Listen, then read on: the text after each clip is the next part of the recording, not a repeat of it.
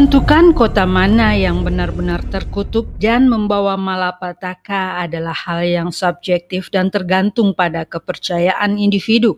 Namun, ada beberapa kota di dunia yang memiliki sejarah kelam dan cerita mistis yang membuat mereka terkenal sebagai tempat terkutuk. Nah, tempat mana saja yang dianggap paling terkutuk di dunia? Bagaimana sains menanggapi hal tersebut?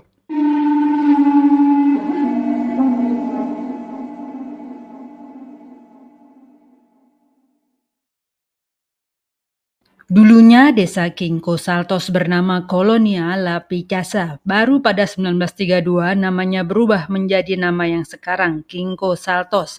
Terletak di dataran Argentina yang cukup tersembunyi dari dunia luar. Sinar matahari juga tidak dapat masuk secara maksimal di desa dengan julukan desa penyihir tersebut.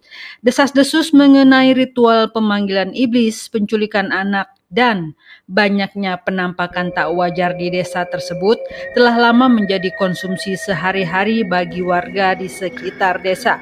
Zaman dulu dipercaya bahwa desa kecil tersebut dijadikan markas penyihir dan sering digunakan untuk kegiatan-kegiatan mistis. Banyak pengunjung atau wisatawan yang mendengar suara tangis anak-anak tapi tidak pernah ditemukan sumbernya. Menurut sains, secara geografis memang wilayah tersebut terasa lembab dan tidak mendapatkan sinar matahari cukup. Tak ada bukti valid yang mengarah ke arah dugaan mistis. Namun terlepas dari itu semua, Kinko Salto justru telah melahirkan beberapa ilmuwan dan fisikawan yang cukup terkenal. Salah satunya Andres Lasani. Ia adalah seorang ilmuwan di bidang kedirgantaraan yang jasa-jasanya banyak digunakan oleh beberapa badan antariksa dunia termasuk NASA.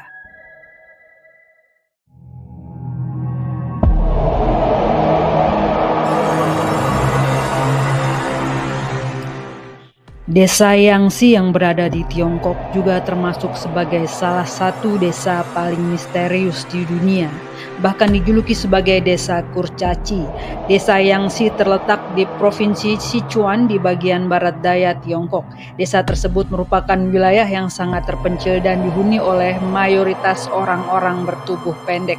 Bahkan sekitar 40% warga Yangtze adalah manusia bertubuh kerdil, dan ini menjadi salah satu topik bahasan yang telah diteliti oleh banyak ilmuwan di dunia.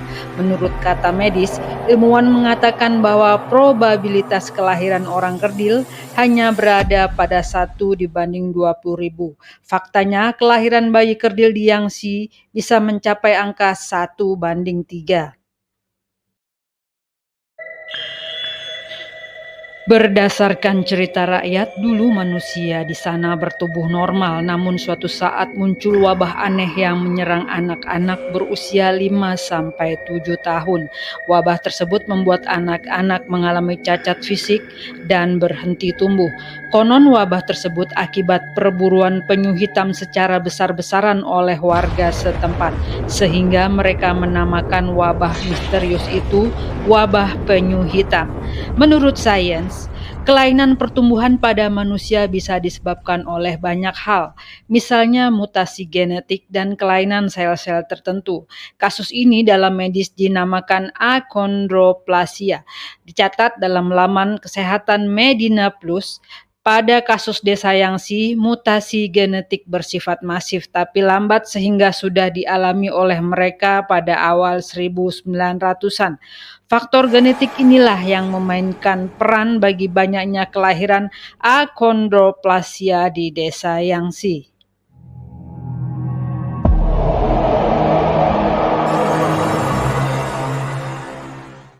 Meskipun dianggap misterius, wilayah di Kanada ini masih memiliki pemandangan yang sangat memanjakan mata.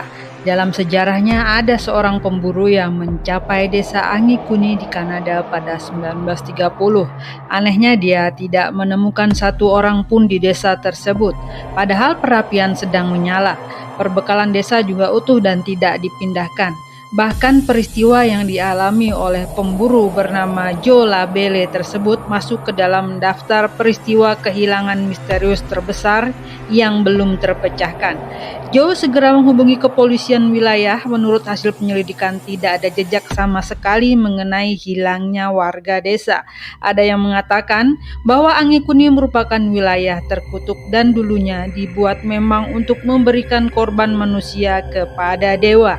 Uniknya, sains justru menemukan benang merah dalam kasus aneh tersebut. Menurut sains, penduduk desa melakukan migrasi biasa layaknya penduduk desa lainnya. Pada saat itu, lapisan tanah sedang tertutup salju sehingga sulit untuk menemukan jejak-jejak kaki mereka setelah salju mencair. Mengenai perbekalan yang utuh, itu adalah perbekalan yang sengaja tidak mereka bawa karena kemampuan mereka yang terbatas. Migrasi sembunyi-sembunyi seperti ini sudah dilakukan oleh suku-suku Indian kuno sejak zaman dahulu.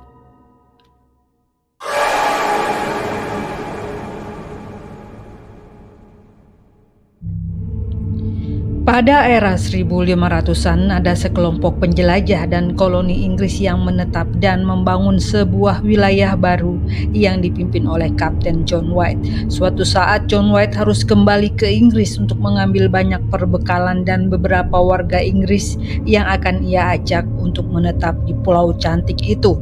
Anehnya, pada saat John White kembali ke Pulau Roanoke, semua keluarga dan warga Inggris yang sebelumnya sudah menetap di sana hilang tanpa jejak sedikit pun.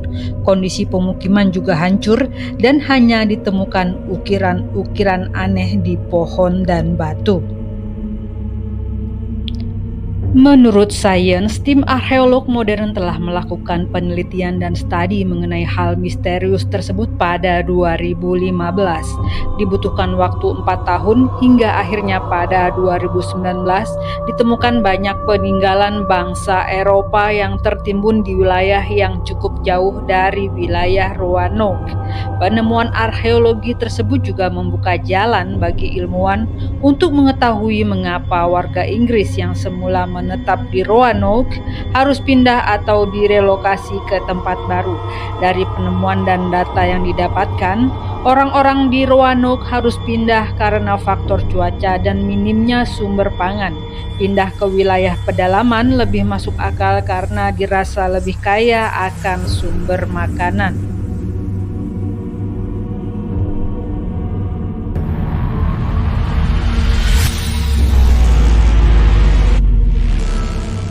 Di Italia ada sebuah tempat yang cukup ditakuti karena dianggap sebagai tempat terkutuk. Desa tersebut bernama Colobraro dan terletak di Provinsi Merah yang berjarak 460 km dari kota Roma.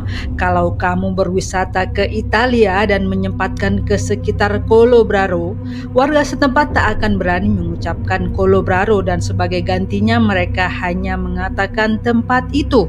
Cerita rakyat menyeramkan ini berasal dari 1940-an ketika Biagio Virgilio menjabat sebagai wali kota Colobraro saat itu. Semenjak itu ada banyak kejadian misterius dan mengerikan yang dikaitkan dengan hal-hal mistis dan ilmu sihir. Mulai dari banyaknya kecelakaan, kelahiran cacat, orang meninggal tiba-tiba hingga penyakit-penyakit aneh telah menimpa hampir semua warga desa kala itu. Akhirnya Colobraro ditinggalkan oleh semua penduduknya dan menjadi wilayah tak berpenghuni hingga saat ini. Menurut sains, gizi buruk dan kelainan genetik akan mengakibatkan kelahiran cacat dan tentu kualitas sanitasi pada saat itu juga tidak sebaik sekarang. Hal itu menyebabkan banyak penyakit berbahaya dan kematian alami. Para ahli sejarah sepakat bahwa kutukan Colobraro tak lebih dari sekedar mitos yang dipercaya oleh banyak orang secara turun-temurun.